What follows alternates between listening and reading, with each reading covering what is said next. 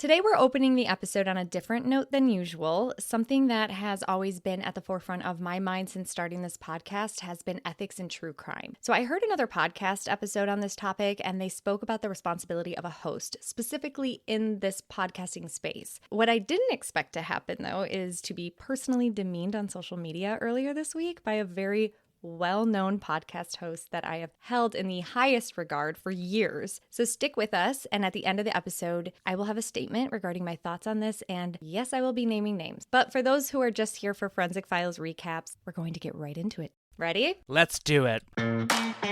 Hi, everyone! Welcome to the Forensic Files Duo podcast, where we recap, review, and provide updates on the cases featured on the true crime TV show Forensic Files.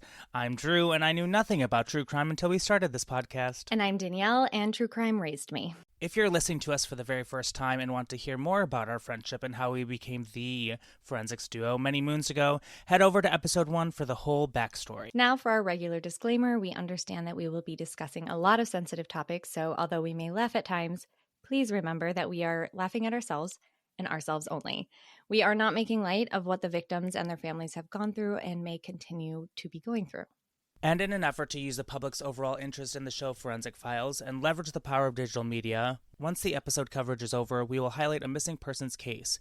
And today's will be from the Black and Missings Foundation's website. Please tell us today, Drew, about our vintage cocktail recipe from your grandpa's little black book. This one's really good, but I did have to substitute something, and I do really love the name of it. It's called the Oh Johnny cocktail. Oh, Johnny. Yep, Oh Johnny. It's a 1/4 ounce maple syrup, a 1/4 ounce lime juice, 3/4 ounces of grapefruit juice, and instead of apple brandy, I chose Crown Royal apple, and that's 1 1/4 ounces of that. Put in the mixer, strain it out, and you love it? Mm-hmm.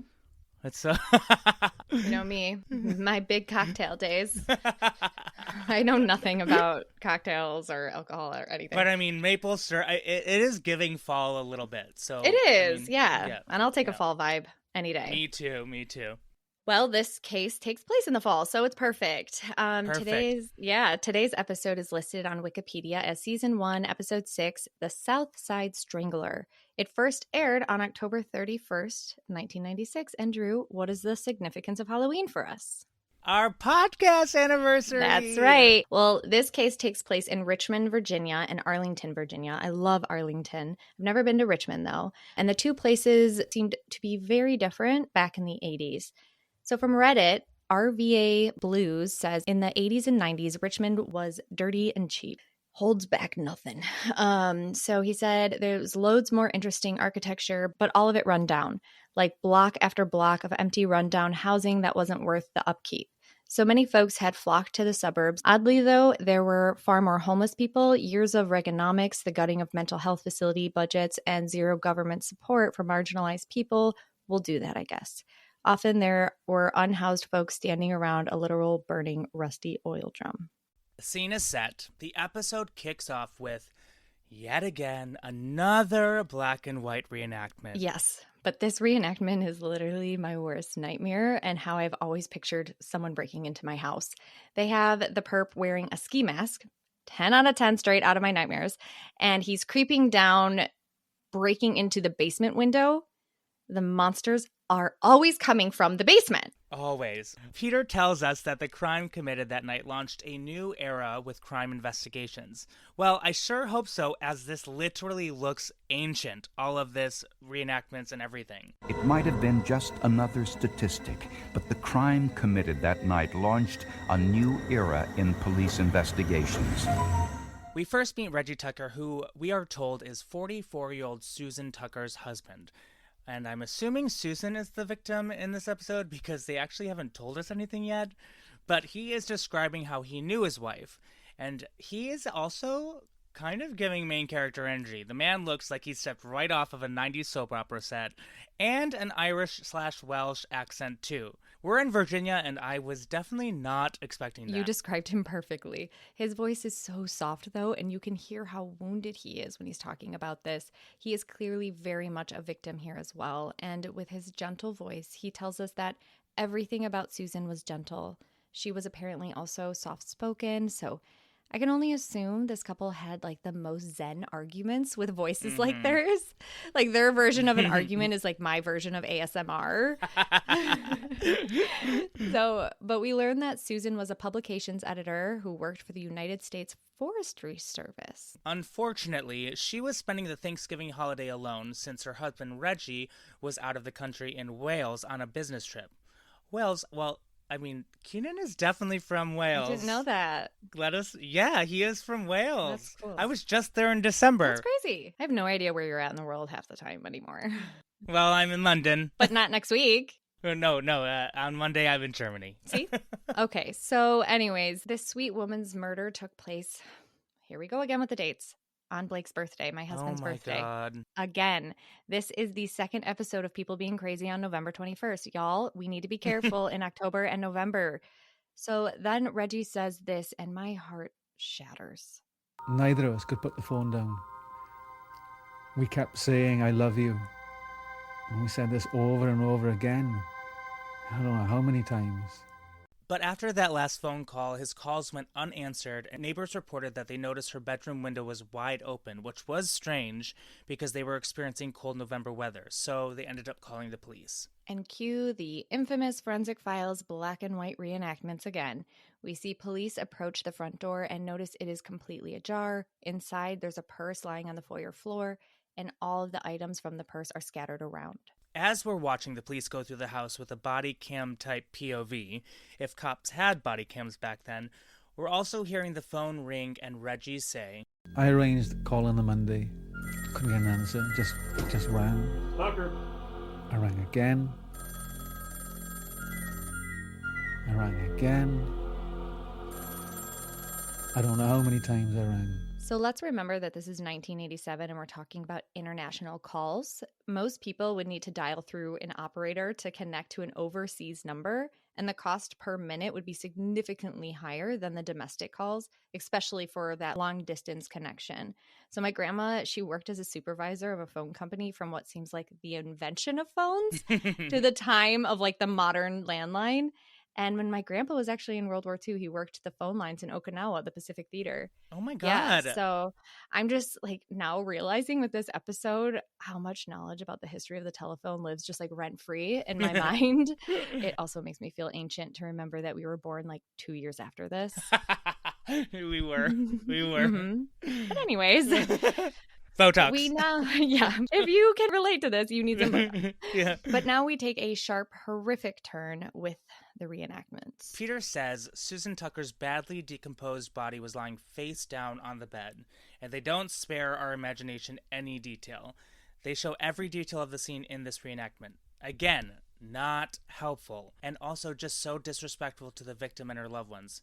This is sensationalism, period. Absolutely agree. So we are literally seeing this horrific scene. Her hands are tied behind her back, her feet are tied, and her head is hanging over the side of the bed. And the one other detail I noticed, because it was black and white, directly under her hanging head was a pool of blood. And it just made me so sick that she was left this way. But then also, like, don't show us this. It's clear to detectives that she had been strangled and possibly raped. They tell us that she had been dead for 4 or 5 days. Okay, so how does one know right off the bat, like, just by decomposition? Alrighty, well, true crime lesson time then. So detectives have been able to make basic estimates of how long someone has been dead based on decomp for a long time now. They mainly use observations of the body's physical changes like rigor mortis, which is the stiffening of muscles that occurs after death, livor mortis, or lividity, which is post-mortem change that occurs when blood settles in the lower parts of the body, causing discoloration of the skin, and elgor mortis. These are terms I'm not super familiar with, but that is the post-mortem cooling off of the body to match the temperature of the surrounding environment. All of these occur within the first few hours to days after death. However, accurate and detailed estimates become more feasible with the development of advanced techniques like forensics entomology, aka the studying of insect activity on a body and detailed studies of decomposition stages, often attributed to research conducted at the Body Farm. Ugh. The Body Farm is at the University of Tennessee, and it started in the 20th century. So I have my sources listed in the episode notes to learn more about this, unless you want to hear about the Body Farm right now. I mean, you can't just drop body farm on us and not at least give us some context. I mean, that sounds like a pornographic website. Or a horror film. Or a horror film. Yeah. I thought you would definitely go the horror film direction. Okay. So according to the Mother Jones article from March 17th, 2022 by Renee Ebersole, back in 1981, the University of Tennessee was involved in an early effort to improve forensic science, a program known around the world as the Body Farm. This is where scientists study human decomp by examining cadavers under different conditions over time. It has spurred a global movement to create such facilities in all sorts of climates, from dry Texas to humid Florida to the Australian bush and Canadian forests. So there you have it. Lots of science happening. Very creepy science, but someone's got to do it. Maybe can we call it like a different name? I don't know. Now we meet Richard Sholmes, whose name and the way he pronounces his R's literally takes me back to when I had a minor speech impediment and couldn't pronounce my R's and made them W's. So imagine saying my name and you couldn't pronounce your R's. Wait, let's hear it. Oh my god. Okay. Dwoobies. I love it so much. And the sentence that I had to do was Dwoobies turned on the radio. I'm done. That is the cutest So now I can say Drew Reese turns on the radio. Aww. No kids can say their R's until they're older. I love it. I call it the little kid accent, and I will be devastated when Oliver loses it. But hey, look at me now, I'm thriving. Anyways, let's go on. Thriving. Okay, back to Detective Richard, who tells us that it appeared that the killer was likely inside the home for quite some time. The drawers had been ransacked and gone through, and then we see Sweet Reggie again, who tells us, She said, "Sir, I've got bad news." And I knew it. I just knew it at that point. And I just, my whole world just fell away. right as I'm recovering from my second heartbreak for Reggie, I'm shot out of my seat with this audio transition. Detective Joe Horgus of the Arlington Police Homicide Unit. Peter, give us a minute. We are grieving. It's 1996. We have 26 minutes of airtime and 4 minutes of commercials by paid sponsors we depend on to keep this shit show running. We can't risk losing viewer Darlene from Detroit, who needs to run to the laundry room to grab some starch for the jeans she's ironing. The risk of her missing the Chia Pet commercial is too high. Cue the drama. I forget how the dramatic music is really the main character of this show. I mean, even Peter's voice is just becoming background noise at this point. How dare you? Well, don't talk about my Peter that way. But also, you're not wrong. Because we're getting information thrown at us from all sides, and the information either takes us back in time or it comes with, like, very little context. Joe Horgus from the Arlington Police Homicide Unit is put on the case. We're told that the killer had been careful, worn gloves, and left no fingerprints. It also had been raining on the night of the murder, and he even knew about footprint evidence to clean the area around his point of entry. And that tells them that this murderer has some past experience on burglaries. I think that this is actually amazing detective work. Feels very old school, like a Sherlock Holmes kind of observation. So now we have to remember it's 1987, and if you've listened to our 8th episode, Linda and Dawn's episode covering the footpath murders, you'll recall that just the year before this case, DNA analysis was used for the first time ever in the world in a 1986 criminal case in the UK. So that was when a British scientist, our Lord and Savior, Alec Jeffreys, the GOAT, used DNA evidence to solve a double murder case. And please do not make us say the name of this place again. Oh my god, I show this video all the time. Narborough, Leicester. Nope, Leicestershire. Leicestershire. Leicestershire. I've been in the UK for like 2 months and I still can't say it. That was way better than our first attempt. Yeah. So yes, that place. And it was in that case that the DNA evidence exonerated a wrongly accused suspect that led to the identification of the real perpetrator, Colin Pitchford. Who's our source for this? Us. Episode 8 on our podcast, baby. But also all of my sources for that episode are listed, so don't come for us. So news spread fast after that case, and I have to say, I'm really impressed here that these police collected the sheets, nightgown, and the large sleeping bag that covered Susan Tucker's body to look for possible blood and semen stains. They found hairs on the bedding around Susan Tucker's body, in the bathroom sink, and on a washcloth discovered outside on the clothesline, and they also gathered shards of broken glass from the basement window. Did the killer really decide to put the rag he used to clean up there? Like, why? Can you imagine? Like, he just puts a rag that after killing someone, and then just turning the ropes to move it away from the apartment. I mean, I don't see it. I don't see it. I didn't even catch that. I took the note and everything, but Yeah. clothesline seems so archaic to me. Yeah. Like my mom never used them either, so I just like cruised right past it. Like, okay, and then he got on his horse and buggy and gallivanted off into the sunset, right? Like it's super weird though. Like maybe just out of habit, or I don't know, maybe he put it there so it didn't stand out amongst all the other clothes. I don't know. I just don't see a man in a mask like putting a rag. Like with the clip? Yeah. 1 second. Let me just clip it up. We're now told that all the evidence collected was then taken to the forensics lab for analysis. But I'm over here like, dang, that was fast. Because it seems like we're in the 80s. We started with practically no DNA forensic science. And by mid-80s, it's available all over the country. Like, that's absolutely wild to me. Well, the forensics is important and all, but then we learn about the most important clue, and it was also the most obvious. The rope and knots used to strangle Susan Tucker. The police were convinced they had seen this killer's work before. And this is the moment I will tell you not to watch this episode, because although I wasn't happy with the reenactments before this next part is when I think they crossed a line. They show a computer-generated simulation that looks like the computer game Sims that every millennial child was obsessed with, but this is a very, very dark version of Sims. The simulation is of a man tying up a naked woman who is face down on the bed in the way that these poor victims were tied up. And they're even kicking their legs. I mean, it just gives me the ick. Okay, we both had Sims in our notes on this part. No. Yes, we both did. And the way it triggered the weirdest memory for me from my childhood absolutely threw me. Can I do a quick story time? Yes, absolutely. Okay, so when I was about 10, I got in trouble for putting my Sims in the love bed like 12 times while playing with my cousins who were all just like a year or two younger than me. Do you remember the heart-shaped bed? Yes. So I definitely thought it was hilarious because they would blur out their bodies, then put them in the bed under the covers, and you would just see this like blurry circle while the Sims growled and made kissing noises. Then bam, it was over. Do you remember that? Yes. But I was doing it because I wanted to have a Sims baby, and you had to keep making them do it a certain amount of times to get a baby. To get a baby, yeah. Is not like real life 1-bit kids, just in case you're in a state that is taking away your access to sex education. You should know that. Anyways, I remember my aunt pulling me aside to talk about it with my mom and I. And here listen, we're at my grandma's house for a family event, and the shame this woman instilled in me has literally stuck with me to this day. And I only made this connection while watching this part of the episode. No. Yeah, the really sad part is, though, I lost my cousins as friends after this. And we had been so close beforehand. Not due to the Sims game. Yes.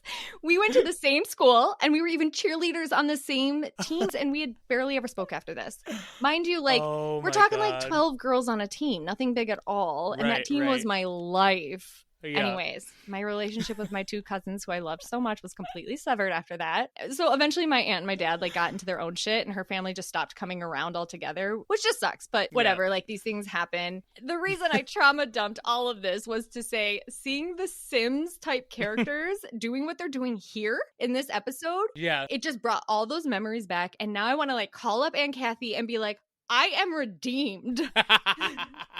This aired in 1996 on TV and got past all the censors back then. My innocent little Sims baby making incident has by no means matches a scandal worth breaking apart family and friendships over. So I cannot believe that. Thank you, Forensic Files, for helping me release my Catholic shame for having two consenting Sims growl under a blanket so I could be a Sims mommy. But also, this is actually horrific, and what the actual fuck. Oh my god. I cannot believe that happened. Okay, well, this reenactment is actually happening while we learn about another murder that took place 3 years prior to Susan's, and that was of a lawyer named Carolyn Hamm. The details of her case were too similar to ignore. She had been raped and strangled in her home only 4 blocks away from Susan Tucker. The killer entered the Hamm residence the same way, through a basement window, and tied his victim using the same knots. We meet forensic scientist Diane Dabbs, who tells us that it's not a common occurrence to see victims killed by using ligatures to strangle them. But then they confuse us by dropping the bomb that Carolyn's case was closed because a man named David Vasquez confessed to her murder and was already sentenced. Well, Detective Horgus went to interview David, and this is what he came back with. From the way he was talking and everything and answering my questions, I didn't think he knew a damn thing about Carolyn Hamm's murder. Okay, cool, let's get into it. But nope, the episode takes a total left turn and says while Detective Horgus began his search for Susan Tucker's killer, the city of Richmond was actually investigating a series of murders shockingly similar. So we're learning more and more of similar cases, but these are unsolved. First, the body of 35-year-old Debbie Davis was found inside her South Richmond apartment. She had been raped and strangled. Then we learn about 2 more cases, but they don't mention the names of the victims, which I'm not sure why, because they're covered everywhere else. But less than a month later, another woman, Dr. Suzanne Hellams, was raped and strangled in her home, but just a few blocks from Debbie. In each case, there was a forced entry, with the murderer entering by cutting the screens and entering through an open window, and 2 weeks later, he struck again. This time, a 15-year-old girl, Diane Cho, was raped and strangled in her bedroom while her family was sleeping. All 3 had been bound, raped, and strangled with rope, and the knots were identical to the ones used in Suzanne Tucker's murder in Arlington. Because of this, Detective Horgus suspects that the killer of Suzanne Tucker is the same man who murdered Carolyn and the 3 women in Richmond. If Horgus is correct, then a serial murderer is loose and on a 100-mile widespread killing spree. I mean, that's actually terrifying. We hear that Horgus was the perfect man for this case because he was obsessed. And honestly, I agree. I mean, you need to have that compulsion to get this kind of case solved. And then we meet his number 1 fan, which is author Paul Mones, who wrote Stalking Justice. It apparently profiles the murders of these 5 women, but suddenly this episode has really turned into a Joe Horgus tribute, but maybe rightfully so. Joe Horgus is motivated by the hunt. He's not a guy who's obsessed by issues of right and wrong, except for his own internal moral compass, which tells him if there's an innocent man in prison, I don't care if we got the guilty guy, we got to get the innocent man out. And he was determined to get this guy. So in order for Horgus to determine whether all of these cases were related, he needed proof. So he turned to the forensics lab. And scientists were examining the stains found on Susan Tucker's nightgown and bedding. And the forensic scientist, Deanne Dabbs, tells us that she found 1 very large semen stain. I just couldn't say it myself. I'm starting to feel sick. They say it so often in this episode, and just how much was at every scene, and it just actually is making me queasy. Yeah, I mean, I feel uncomfortable by how proud Deanne seems to feel when she says the word semen stain. And I feel like a hypocrite because the other episodes I'm like, let's be grown-ups here. Yeah, I don't know, something about this episode that there's they're saying it every 5 words. Yeah, I'm just like, yeah, agreed. I can't. Anyways, she tested all of them, and they came back from an individual with O blood and the PGM1 enzyme profile, including the sample from Carolyn Hamm's case. Yeah, but that matches 13% of the whole population. That's a really big number. Yeah, it is. Okay, so I did a quick Google search to figure out what that number looks like as a number of people, because I'm like, okay, Right. I have no idea. I can't do math like that. This is what I got. If the current global population is estimated to be 8 billion, then 13% of the population would be around 1.04 billion people. That's a lot That's of a lot. people. That's just really a lot of people. Anyways, what I don't like is how Forensic Files presents this part, as if the DNA from Carolyn's case matched all the other cases. They're just talking about the O blood type and that PGM1 enzyme. They're not talking about a DNA match, because Right. it turns out there actually wasn't enough of a sample to test from her case. Later on, that doesn't seem to present a huge issue down the road to tie her cases with the others. Next, they tested the hair found at the Tucker crime scene, and there are characteristics microscopically. They can classify hair into one of 3 racial categories: white, black, or Asian. The hairs found at the Tucker crime scene appeared to be pubic and did not appear to be from the victim or her husband. And once they were able to determine the race of the murderer, they could narrow down the suspect pool. This was also another possible link to Carolyn Hamm's murder case. 3 years earlier, at the time of Carolyn's murder, there was a man matching our suspect's description and also wearing a mask that had raped a number of women in the same neighborhood. They nicknamed him the Masked Rapist, and he was never apprehended. Did you see that giant binder in the playback that has the words "Masked Rapist" on it in white lettering, spelt out along the spine of the binder? I mean, what? That is a big binder of masked rapists, or all the records pertaining to this one masked rapist. I mean, that's crazy. Yeah, I didn't even notice it until you pointed that out. So go you, Drew. You're finding all the devil in all the details today. It's like huge. Hey, can you go grab the Masked Rapist binder? Yeah, which one is it? It says Masked You can't Rapist. miss it. You can't miss it. Yeah, that one.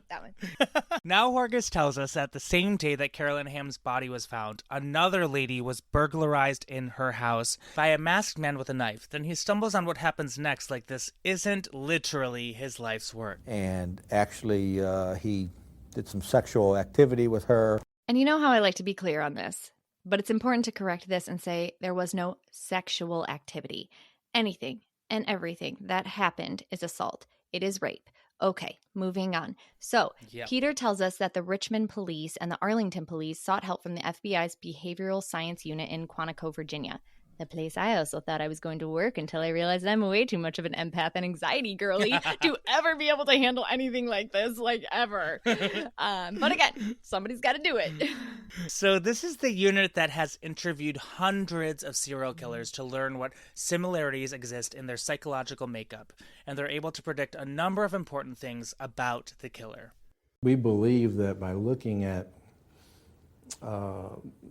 that behavior, we can interpret the type of offender that may have committed the crime. FBI profiling is definitely what got me the most interested in true crime, but I know there have been some critics out there as of recent that are questioning the validity of FBI criminal profiling. So I just want to state that. So these are the profiler findings. The fact that the strangler attacked his victims in their home suggested that he had stalked them first and knew precisely when to strike. The perpetrator was between the age of 18 and 30, the quiet type, a loner who had a menial job. Shots fired. Yeah. He probably just had a troubled relationship with his mother and began his crime spree with arson. Historically, many serial rapists and murderers begin with arson. He lived or worked close to where he committed his first crimes. That's because criminals begin their crime sprees in an area where they feel most comfortable. He took sadistic pleasure in strangling his victims. He would periodically release the bindings so that he could hear his victim plead for her life. Again, with the Sims reenactment. I just don't want to see it. This episode is making me feel extremely uncomfortable, and I never thought I would feel extremely uncomfortable by Sims reenactments, right? Yeah, same. And they got even worse here because we hear that it appeared that the perpetrator had intended the victim to suffer considerably because in one case, a shoe impression was found on the victim's back. And we see that Sims style. We didn't need it. It's not helpful. Then they bring up all of the semen again, and that's because we're about to get into the reason why this case made DNA history, which of course ties us back to episode 8 again, Linda and Dawn's episode, The Footpath Murders. Yeah, and I kind of jumped the gun on that earlier in the episode, so sorry. Well, just to make sure no one already forgot, but the first time DNA evidence was used in a criminal case was only a year earlier, and it was in England, when DNA from a semen sample was used to convict a bakery worker with the rape and murder of two 15-year-old girls. And of course, our Boy Scout detective, Joe Horgus, decided to try this new DNA testing, sending the stains from Susan Tucker's nightgown to the Life Codes laboratory in New York. So I stand corrected. There weren't just labs popping up all over the place in every city. So this now makes a lot more sense. And we get another rundown on how DNA testing works, but was this the quickest and simplest explanation we've heard yet, or am I just getting smarter? Can it be both? I mean, I guess, yeah. It can be both. Sure. Seriously, though, you're not wrong. This is such a straightforward explanation. I think we should just roll the tape and let them hear it straightforward from the episode. You basically isolate the DNA, you cut it up, you generate profiles or patterns, and you then generate these patterns on a piece of X-ray film. So it's like a picture of the DNA. And when you then compare these pictures and the components are the same in the two DNAs, that would indicate that they're from the same source. Well, while they wait 10 weeks for the final results from the DNA, Detective Horgus works on using all of the evidence they have at this point to at least search for potential subjects. Well, Horgus is convinced that all these cases are connected, including Carolyn Hamm's and the Masked Rapist cases.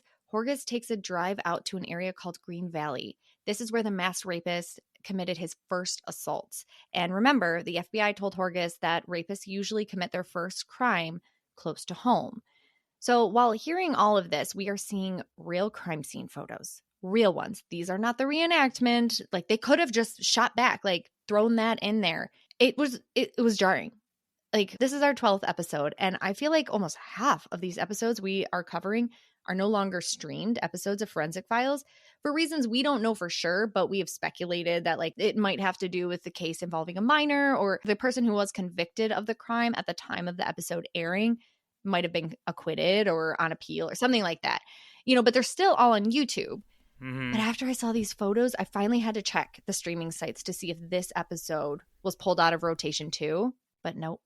So Horgus is out in Green Valley and says, If the first rape was the first rape for this guy, then he would have lived around there. he tried to recall the names or faces of likely suspects, young men who'd run across over the years who came from that area. And all I could remember was Timmy. I could see his face.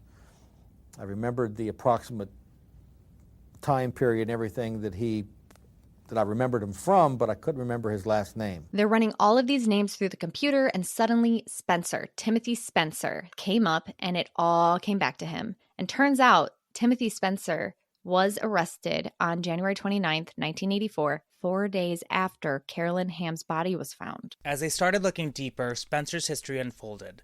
In trouble as a teenager, he had a string of burglary convictions, which matches their assumptions about him, considering how he would wipe up his footprints and clean up his fingerprints. But even more surprising, just as the FBI predicted, Spencer had first drawn police attention for arson. He set fire to his mother's car. So at that time, then the police started investigating him, and he was presently in a halfway house in Richmond. Timothy Spencer was on probation, living in the halfway house just a short distance from where the Richmond murders took place. And according to house records, Spencer had been signed out during the Thanksgiving holiday, visiting his mother in Arlington the week that Susan Tucker was murdered. Records also show that he had just gotten out of prison 2 weeks before the first murders down in Richmond, and he was available for every murder. And the FBI was correct about another important detail. Spencer lived in the area where the first rape was committed. And at that time, Timothy Spencer was living in his mother's house barely a mile from the homes of Carolyn Hamm and Susan Tucker. On January 20th, 1988, police arrested Timothy Spencer. Within hours, they had collected a blood sample, some of his hair, and confiscated his clothing for forensic analysis. The clothing was scraped down for removing any debris, and once that debris was collected, it was taken to a microscope. Several dozen particles of glass were removed from the debris.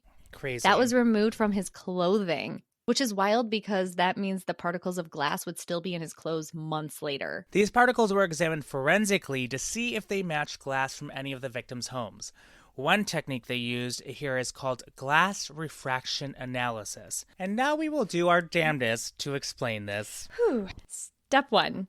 By shining light from different points on the spectrum through the particles, the characteristics of the glass can be plotted on a graph, and this measures how the particles bend light. Step 2. If you stick the pen into the water, which is more dense than the air, it bends the light and basically measuring how much the light is bent.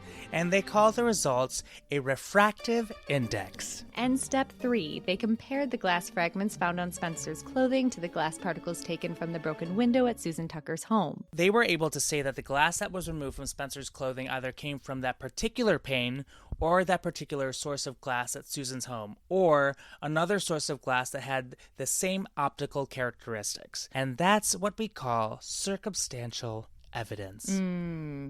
Yeah, I have no idea what they were talking about with the glass stuff, but I get it. Okay. I actually got it. Dang, look at you. Yeah, I actually understood it. I just tuned. I was just like, I gave up before I started. So then when scientists completed the DNA analysis, guess what? They had a match. And I remember pulling out an X-ray film from the developer and holding it up from these two separate cases and being bombarded immediately that the patterns I'm seeing are the same. I'm seeing the same profile on this case from one county versus this case from a second county, which says to me that the same person's involved in both of those incidents. And Peter has the mic drop moment when he says, Horgus was right all along. The semen sample from the individual who raped and murdered Susan Tucker matched the semen stains from the murders in Richmond. Then the 7 hairs and evidence were all consistent with Spencer's. And there was a glass fragment that was consistent with Spencer's as well. His family couldn't provide him with a complete alibi for the entire weekend. Finally, Timothy Spencer's blood DNA was compared to the semen samples from the crime victims. It was a match. It was a match. It was a match. It was a match. On July 11th, 1988, Timothy Spencer went on trial for his life. It was the first time in the United States where DNA evidence would be used in a serial murder case. It took the jury less than 7 hours to find Timothy Spencer guilty on rape and capital murder. He then was sentenced to death. Then we see Susan Tucker's husband, Reggie, again saying that it isn't something he can feel happy about because I'll never really feel happy. I can't feel happy about somebody being guilty of raping and murdering my wife. I can't feel happy about that. Timothy Spencer's death was pronounced by the attending physician at 11:13. There were no complications, and Mr. Spencer did not make a last statement. Detective Horgus believes that Spencer never made the connection between semen and blood. He stated that without DNA, it would have been impossible to convict him. Some people ask the question, will DNA fingerprinting replace detective work? Our author friend doesn't think so, and he makes a solid point that, although Timothy left part of himself at the crime scene, his name would never have come up if it wasn't for Detective Horgus. We see 2 final cards at the end stating Timothy was the first person to be executed in the United States based on DNA evidence. And on January 4th, 1989, David Vasquez was granted a full pardon for the murder of Carolyn Hamm and was released after having served 5 years in prison. Whew! Oh my gosh. I can't believe that, though. Like, this was the first person to be sentenced to death. You would think it would be a little bit of a soft opening to DNA, right? You'd be like, okay, it's first case. Yeah, it's the first case. Then we have your first, life sentence or death penalty case. I mean, it was everything. It was like, and for him to be executed so quickly. I mean, people are on death row for so long. I wonder how many more were sentenced along the same, thing as him, sentenced to death with, off of DNA evidence. I wonder how many more. A lot now, and but it's interesting. I saw another, I would say, docuseries that I'll talk about in a little bit on this case.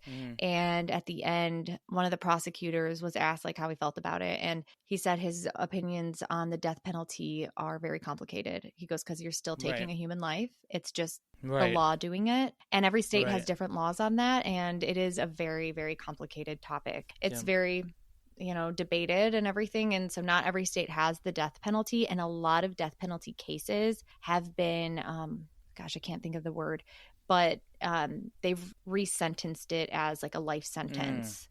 Commuted. I think it's commuted. That's the word I was thinking of. Commuted just to a life sentence, not the death penalty anymore. So we're still in this gray area about it. Okay, do you have any updates or corrections on this one? Well, I'd like to go into a little more detail about the man who was originally convicted for Carolyn's murder. That Forensic Files just kind of dropped on us, but never gave us any significant context. Anything. No, it was just that title, Literally that card anything. at the end. So David Vasquez, I consider him another victim of Timothy's personally. He has a write-up on the Innocence Project's website, but it's still super confusing as to how he ever really became a suspect in the first place. He formerly lived in Arlington and worked as a high school janitor. But at the time of her murder, he lived 50 minutes away from Carolyn. Mr. Vasquez has an IQ of less than 70 and was completely manipulated during the interrogation process. David was years into serving his 35-year life sentence when the case against Timothy Spencer was coming together.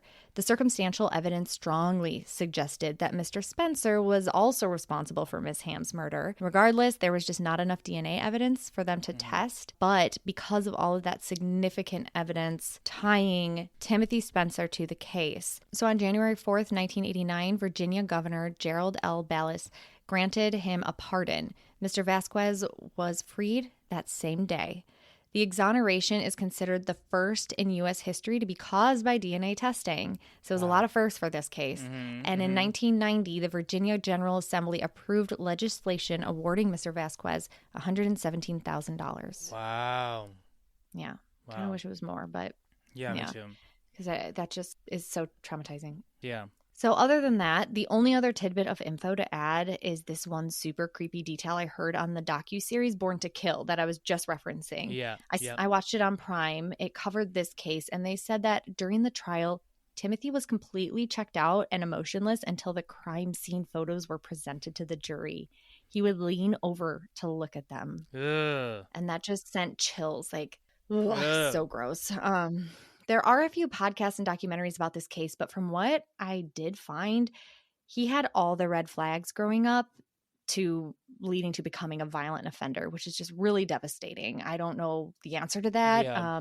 I mean, did you see that at the very end, they like show a close-up of him looking into the camera, like of him in the trial, and he looks into the camera, and it's almost like he's like kind of smirking, and that gave me chills down my spine. Yeah, like he had some pride. Yeah. It was just like it was like prideful. weird. It was gross. Now for our missing person case we would like everyone to know about, and following the missing person case, that is when I will make my statement on the ethics in true crime and all of that. From the Black and Missing Foundation's website is the case of Alize Rodriguez. She is a 13-year-old female, Hispanic.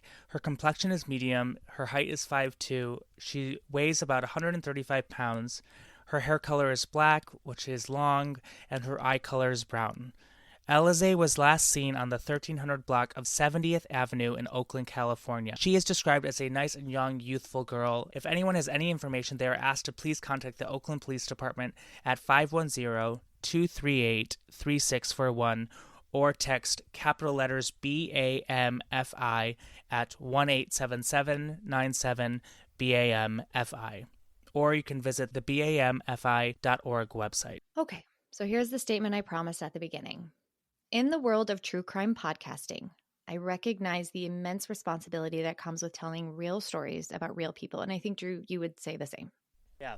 Behind every case are victims, families, and communities that are still grappling with pain and loss. I believe it's our responsibility to approach each story with empathy, accuracy, integrity, but with influence comes accountability. Now, our little passion project here doesn't have the numbers for me to like sit here and claim we have any influence, but that doesn't change our responsibilities in the least.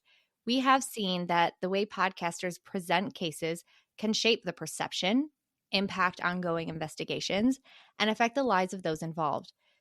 We must prioritize facts over sensationalism, respect the privacy and dignity of victims, and always verify the information we share to the best of our abilities. And because I believe so deeply in that, the amount of time that I take to research my research has actually prevented us from keeping a regular recording schedule. So I have a deep, deep fear of getting it wrong. Now, the podcast that inspired me to make this statement was a new one to me called The Consult, Real FBI Profilers. The episode also included co-host of the Prosecutors podcast, Brett Talley. And he has been known to criticize someone I deeply respected as an attorney, author, and podcaster whose work I have followed, supported, and celebrated for years, and that is Rabia Chaudhry. They are known to be at odds with one another, so it was hard not to make assumptions of who Brett might have been referring to in the True Crime Ethics episode. But I want to be very, very crystal clear. I do not agree with Brett's political views in the slightest. However, knowing that we do disagree on fundamental things, it has actually been the motivation to listen to his podcast cover specific cases. I personally find a lot of value in hearing how people on opposing sides see facts differently.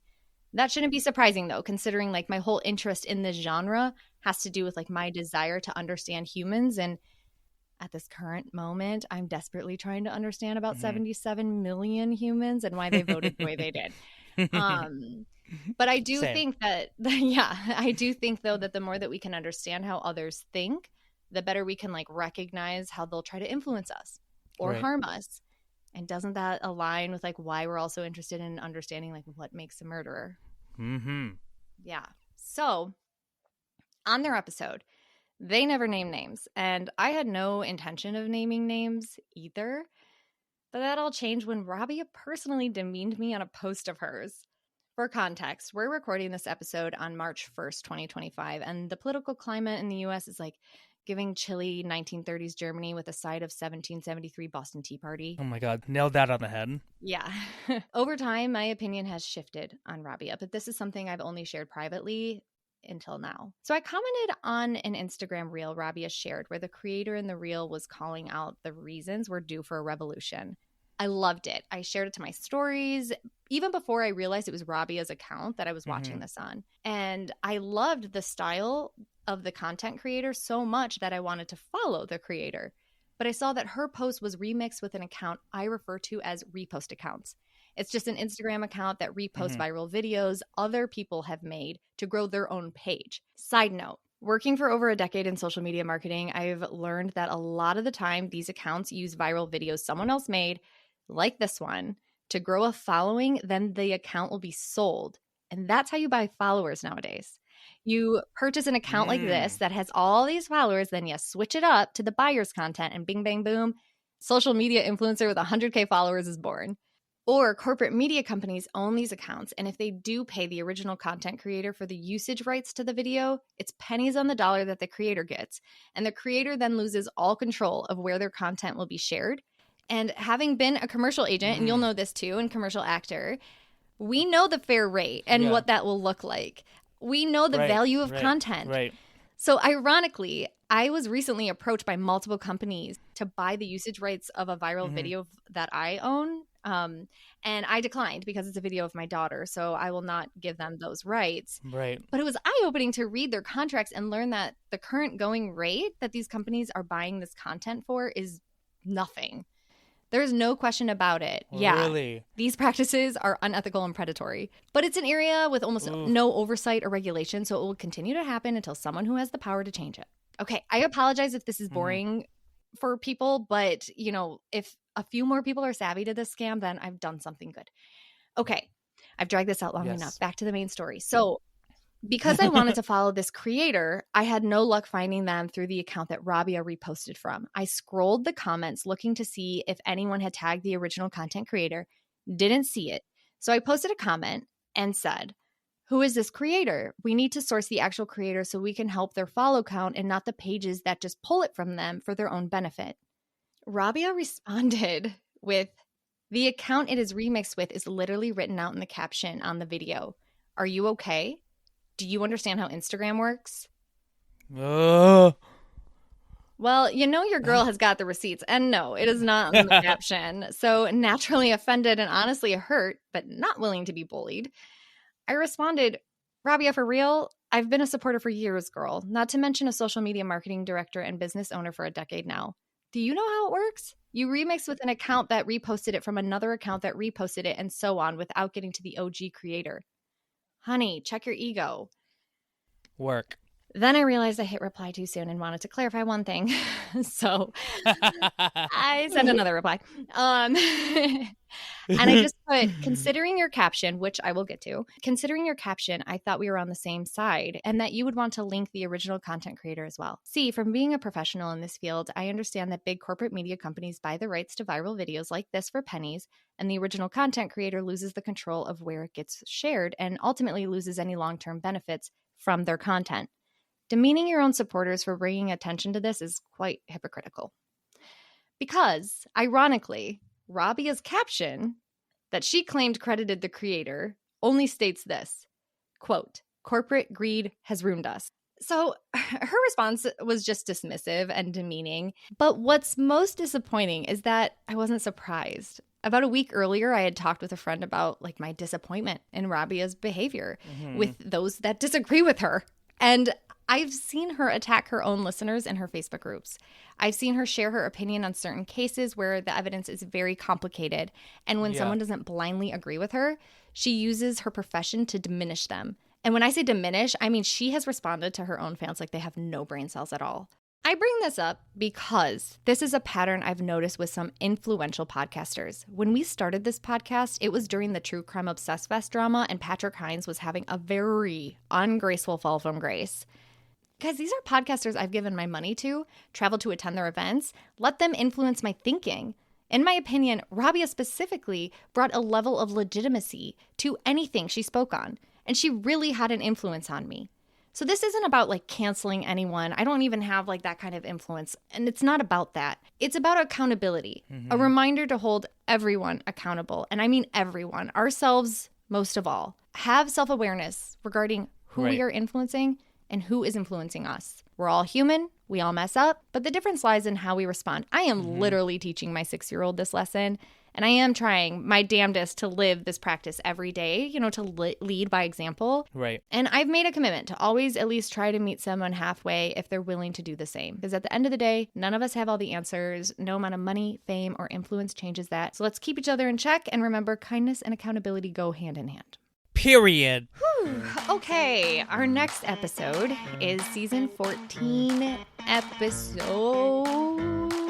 Where is it? I had it. 17. Seeing Red. All right, so we will see you for the next one. If you like our podcast, please help us spread the word. Share on social media, share on Reddit, share everywhere, and drop a review and tell us what you think. And be nice, and if you don't, sashay away. Until next time, see ya. Thank you. Bye. Bye.